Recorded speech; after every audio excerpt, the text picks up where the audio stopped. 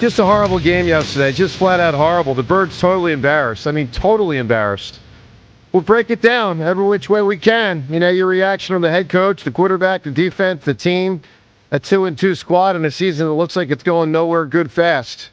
We'll talk about it with you. 215-592-9494. Richie Rich. Joe. John. Popcorn is popular in movies because it doesn't have any sugar.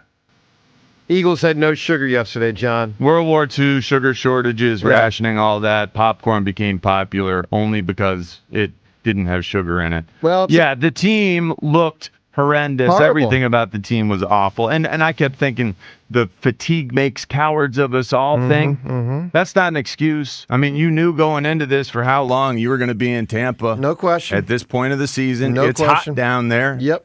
We talked about it just a skosh on Friday. Yep. I hope this team's ready. Yep. They did all that walking through. Let's hope they're physically ready for Tampa this early in the season. They sure weren't. No, look, it was a disaster. I don't need to tell everyone, but I'll say it. Phone lines open. They might not be open long because I think they're going to be pretty jammed pretty quick, but they're open right now if you want to comment on yesterday and the disastrous, start to the season. I mean, they're not 0-4, but come on, this is a joke. All right, so look, 215-592-9494.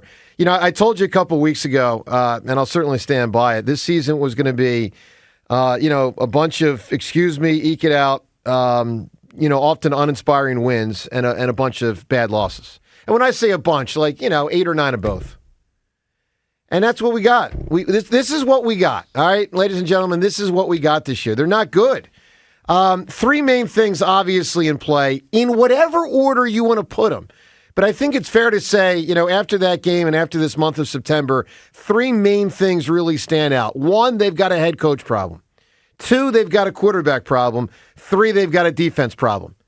Bing, bam, boom. Clear as day.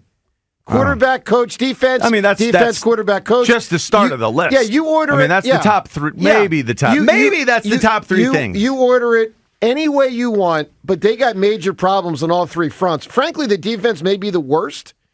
The missed tackles yesterday were astounding. But I'll tell you, I think the biggest problem is Hurts because of the importance of that position in pro football and because of the nature of his contract. Guys, I'm just going to tell you, I'm going to say it. I'll say it 1,000,000 times if I need to. I hope I don't need to say it 1,000,000 times. Jalen Hurts just isn't that good. He's just not. He didn't play well. He's actually just not good. That doesn't mean he's not good. You can say that all you want, John. I am telling you, I can easily declare to our audience, factually, that Jalen Hurts is actually just not a good NFL starting quarterback. Now, Sirianni, I'll say this. He's not good either. But I do think some people are ragging on him a skosh too hard because he's got horrible talent on defense from Howie. I was trying to figure it out yesterday. I think there's an argument there's only 4 guys on the defense that actually deserve to start. So he's in a defensive bind. One of them's 36 years old. Well, I actually didn't have him on the list. I would put Brandon Graham next. The list I had, CJ GJ, who, by the way, is not doing great this year. Are we sure about that? I'm not sure. Because I'm not sure he should be starting. I'm not sure. Jalen Carter, Darius Slay. Jalen Carter, if he wants to. I understand. And Quinyon Mitchell.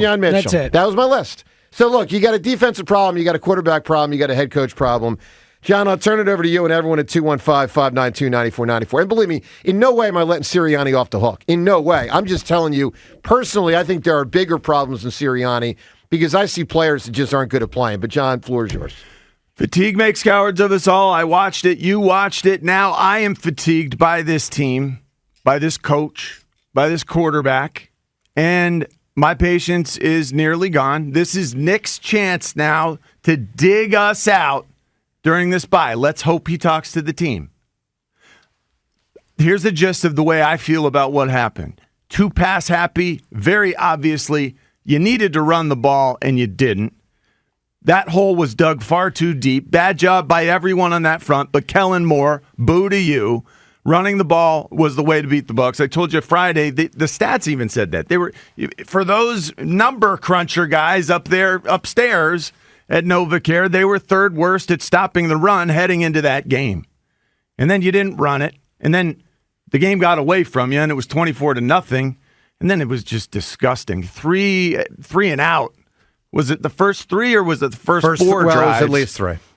That is so incredibly unacceptable, especially when you know it's going to be in this September Florida heat and humidity. Like, that kills guys for extended periods of time, and you knew that going in. How could you let that get away from you? Kellen Moore, Jalen Hurts, Nick Sirianni, Doug Nussmeier. Bad job. The coaching, you failed us. Nick, you were awful. We were nowhere close to ready. Our team was soft. He should not be the coach of a team vying for a world title, Joe. Our offensive coordinator, Kellen Moore, got beaten by their defensive coordinator, who's their head coach, Todd Bowles. Their blitz plan beat us. A week after, I thought we were doing better with that stuff. I thought we were doing better with the blitz. Our defense was exhausted out of the gates. That was clear. Jalen Hurts failed us. He was bad. I wonder how far back he has slid now. I'm worried about whether he's salvageable with any coach short of Shane Steichen. I didn't want to believe the slide, and now it's like, man, the slide is real. I'm not ready to give up on Jalen, but he needs to be much better in a hurry. And 6 games in a row without scoring in the first quarter, that's just, that's on him. Yeah, that's on the coaches. But that is unprepared as a team. Last Eagle, you heard the stat, last Eagle to score in the first quarter. I did not. Jones. Is that who it is? Yeah. Julio Jones. Wow. That was 7 games ago. Yeah. Baker Mayfield. The stats are crazy in this one. Baker Mayfield was sacked 7 times last week. He was sacked 12 times over the last 2 games. We knew he was going to unload the ball quickly, yet our guys are often soft in coverage, not because that's the smart thing to do, but because they're gassed. They can't get up and, they can't get up there in the face of the wide receivers. They're out of shape. They're soft. They're not ready to play. That's the shame of it all. You should have gone harder in camp, and there's more proof, Buttercup. My gosh, just 14-0 with 5 minutes left in the first quarter. Like, that's where we sat. Okay, now maybe running's not even an option. John, we weren't getting anywhere close to Baker Mayfield. He's picking us apart with the pre-snap motion. Why isn't, he's identifying our coverage using pre-snap motion. Why aren't we doing that? Is it the coaches or is it Jalen? Or is it the combination? All I know is Jalen he's making too many mistakes. Baker Mayfield played a much better game than he did, and that's not what we paid for. And it's not an easy task when the coaches are doing you wrong in some respects. But at this point, you know what the problem is? It feels like at this point, Kellen Moore has stripped Jalen of all the things that he does well. And, the legs, the athleticism, the ability to get that first down off the edge when there's nothing there. Or to squirt up the middle for a massive play when all is lost. Like That's special. That's special stuff. I can't. My gosh, I can't get over the fact that this is where we sit. John, well said. Obviously, I mean, first off, let me give you one of these, sir, because that was a good 3 or 4 minutes there. Look, it's a disaster. We've seen Eagles teams climb out of holes before. I mean, anything's theoretically possible. 95 was 1-3 and lost a game week 4 in which they gave up 48 straight points. I'm not making that up. 48 straight points. That was week 4 of 95. They were up 17-0. They lost the game 48-17, and they were 1-3. They actually climbed out of that hole. They've climbed out of holes before, but this one, it's just they're just not good. They're just not. They took away what he did well with a lot of the RPO stuff, and then we didn't make up for it with the passing game goodness yet. And I don't know if yesterday it was because those wide receivers were out. I mean, I'm sure that's part of it. Well, that's obviously part of it. But it feels like there's so much more than that. It feels like there has been a delay. It feels like there has once again been a stunting of our quarterback. Look, I just don't think he's that good. I think that they were able to mask his deficiencies a couple years ago. 1, with tremendous talent around him. 2, with an easy schedule. And 3, much like Chip Kelly brought to the table, something unique that at that time, and I know it's not that long ago, it's only 2 years ago, at that time defenses were struggling to keep up with. And then defenses made adjustments, and this is what we got.